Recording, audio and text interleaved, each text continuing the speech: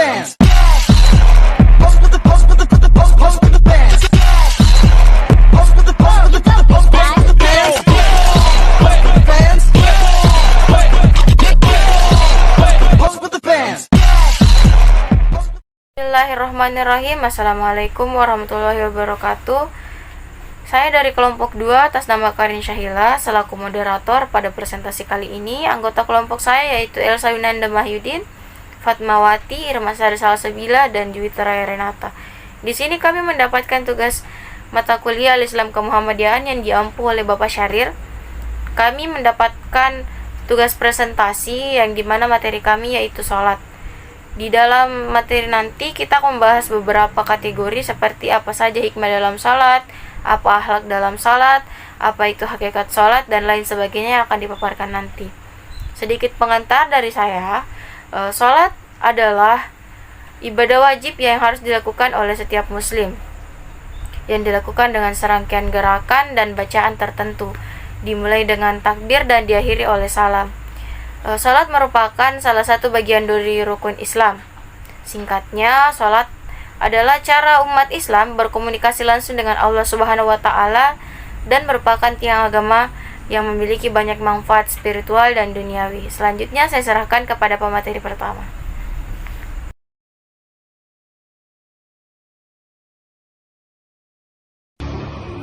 Setelah pengantar dari moderator tadi, baiklah sekarang kita masuk pada pembahasan pertama yaitu hakikat sholat. Hakikat sholat dalam Islam melampaui sekadar gerakan fisik dan bacaan ritual. Intinya adalah menghadapkan hati dan jiwa kepada Allah Subhanahu wa Ta'ala dengan penuh ketundukan, kehusyukan, dan kesadaran. Adapun beberapa aspek penting dari hakikat sholat. Yang pertama, menjalin hubungan dengan Allah. Sholat adalah sarana utama bagi seorang muslim untuk berkomunikasi dan mendekatkan diri kepada Sang Pencipta. Yang kedua, mengingat Allah atau zikrullah. Salah satu tujuan utama sholat adalah untuk senantiasa mengingat Allah dalam setiap keadaan. Gerakan dan bacaan dalam sholat membantu memfokuskan pikiran dan hati hanya kepadanya. Yang ketiga, mencegah perbuatan keji dan mungkar. Sholat yang dilaksanakan dengan benar akan memancarkan cahaya dan kekuatan spiritual yang mampu membentengi diri dari perbuatan dosa dan maksiat. Yang keempat, sebagai ungkapan syukur. Melalui sholat, seorang hamba bisa mengungkapkan rasa syukur atas segala nikmat dan karunia yang telah Allah berikan. Yang kelima, kewajiban dan pembeda. Sholat adalah ibadah wajib yang membedakan antara seorang muslim dengan non-muslim. Meninggalkannya tanpa alasan yang dibenarkan merupakan dosa besar. Yang keenam, ketenangan dan kedamaian hati.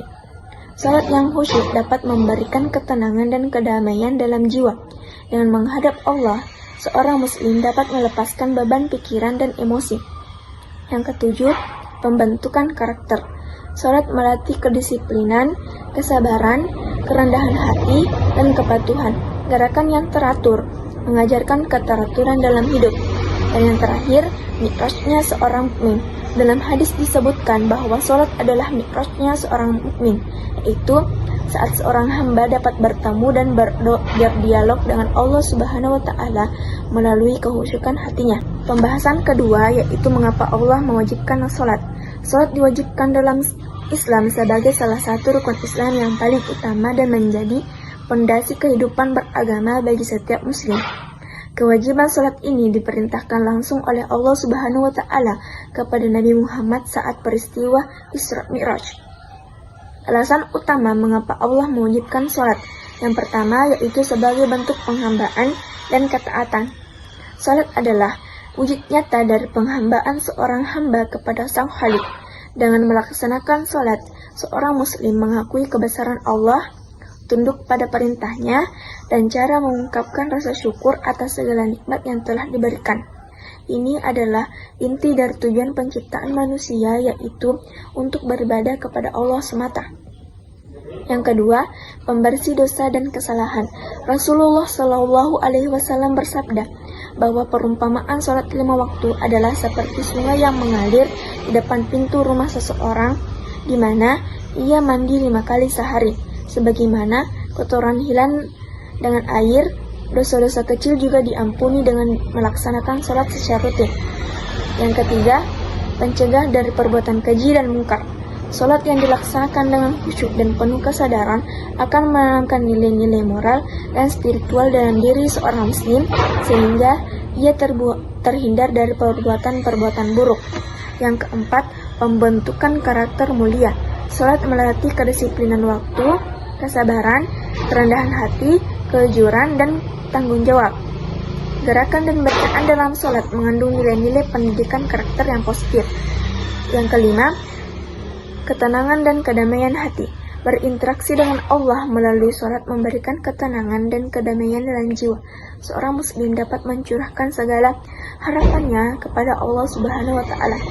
Yang terakhir, mendapatkan pahala dan surga. Allah menjanjikan pahala yang besar dan surga bagi orang-orang yang menjaga sholatnya dengan baik.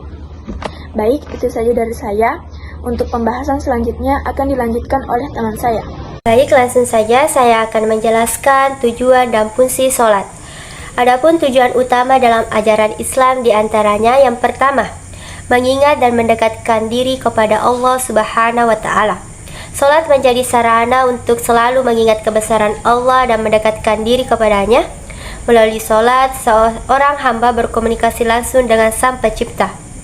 Yang kedua, mencegah dari perbuatan keji dan mungkar. Sholat yang dilakukan dengan khusyuk dapat mencegah seseorang dari melakukan perbuatan-perbuatan tercela. Yang ketiga, membersihkan jiwa dan menenangkan hati. Sholat menjadi sarana untuk membersihkan jiwa dari dosa-dosa dan menenangkan dari kegelisahan duniawi. Yang keempat, melatih kedisiplinan dan manajemen waktu.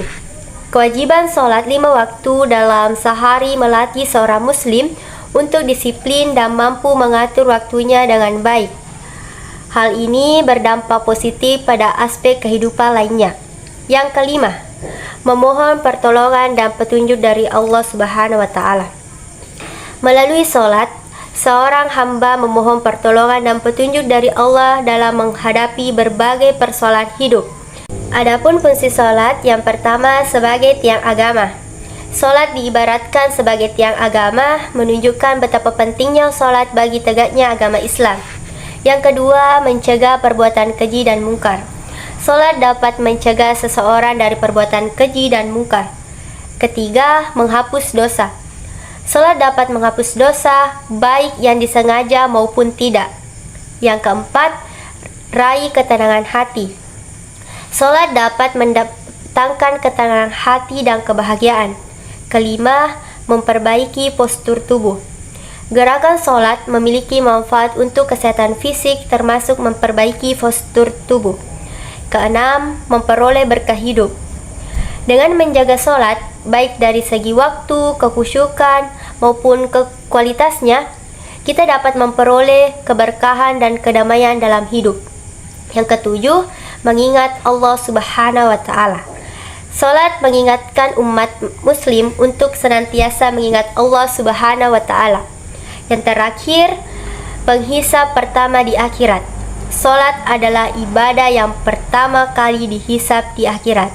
Itulah tujuan dan fungsi sholat. Akhlak dalam sholat merujuk pada sikap, perilaku, dan etika seorang muslim saat melaksanakan sholat. Sholat bukan hanya sekedar gerakan fisik dan bacaan, tapi juga mencerminkan akhlak seorang hamba di hadapan Allah dan dalam kehidupan sehari-hari. Yang pertama, khusyuk. Artinya tunduk dan penuh kekhusyukan hati serta konsentrasi dalam sholat.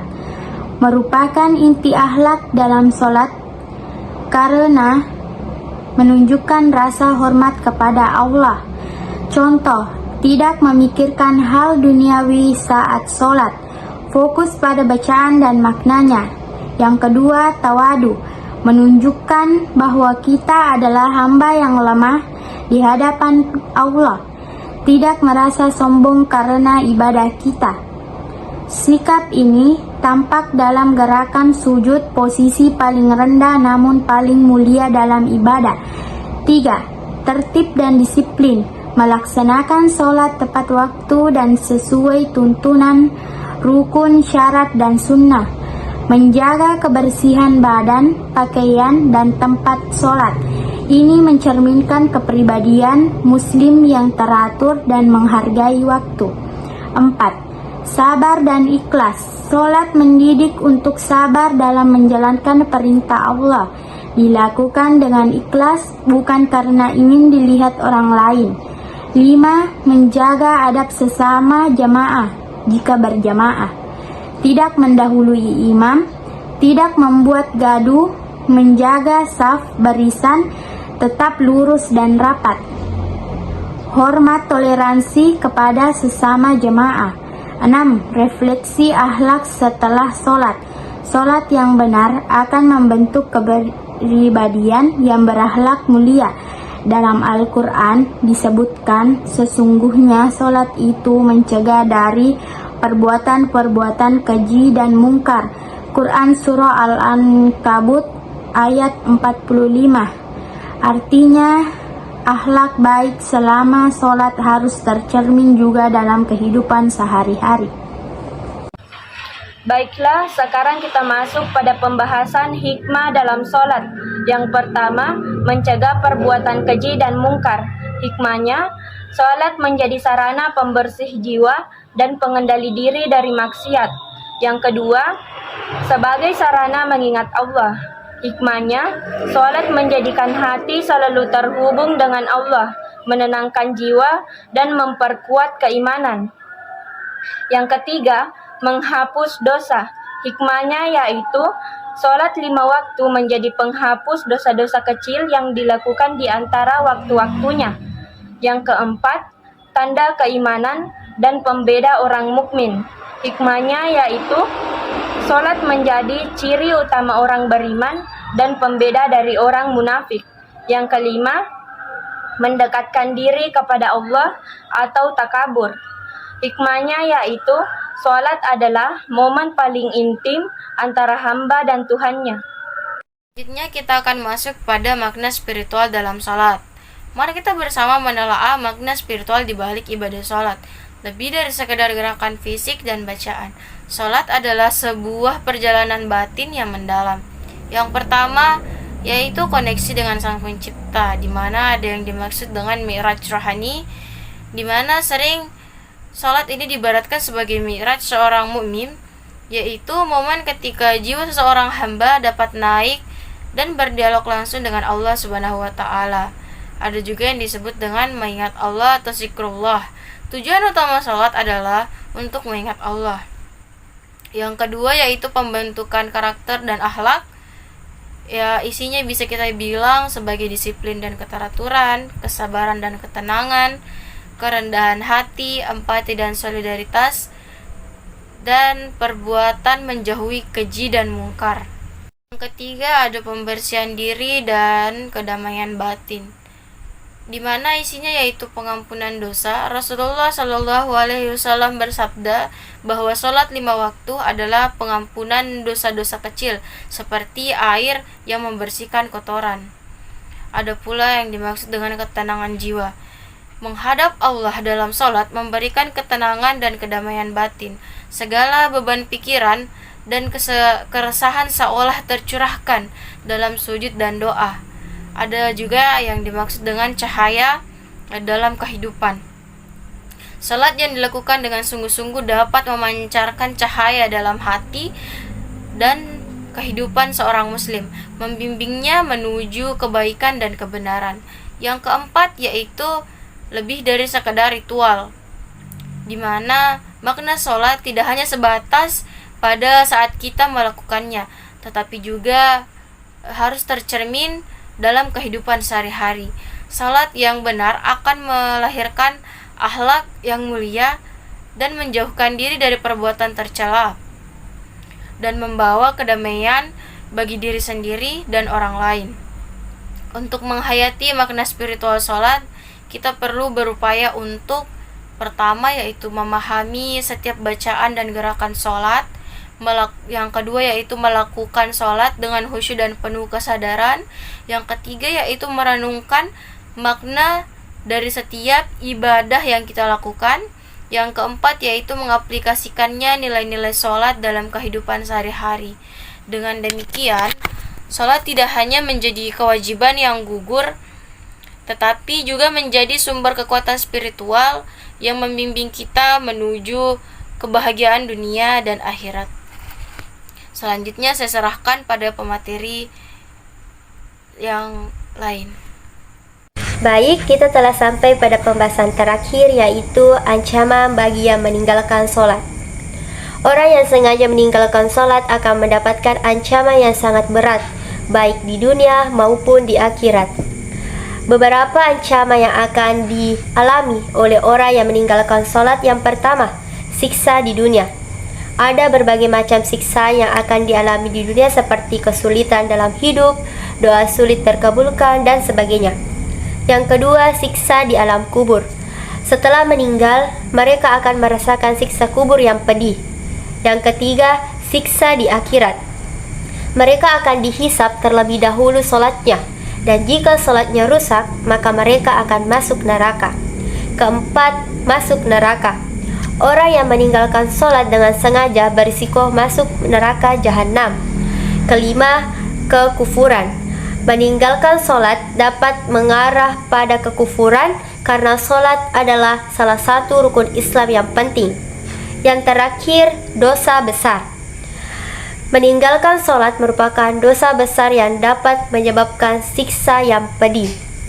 Itulah ancaman bagi orang yang meninggalkan sholat. Baik, saya kembalikan kepada teman saya. Mendengar beberapa penjelasan tadi, mungkin bisa kita tarik kesimpulan bahwasannya salat adalah ibadah wajib yang menghubungkan hamba dengan Allah, membentuk karakter baik dan menumbuhkan disiplin. Nilai akhlak dalam salat seperti ketulusan dan kesabaran itu sangat penting. Hikmah dalam salat mencakup peningkatan ketakwaan, ketenangan jiwa, dan penguatan ikatan sosial. Meninggalkan sholat adalah dapat mengakibatkan kehilangan keberkahan dan sanksi di akhirat. Oleh karena itu, sholat adalah kebutuhan spiritual esensial bagi setiap umat muslim. Jadi marilah kita semua meningkatkan ibadah sholat kita dan jangan sampai kita meninggalkan sholat, apalagi sholat wajib. Sekian penjelasan dari saya.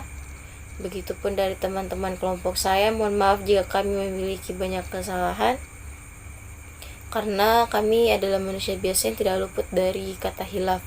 Billahi taufiq wal hidayah. Wassalamualaikum warahmatullahi wabarakatuh.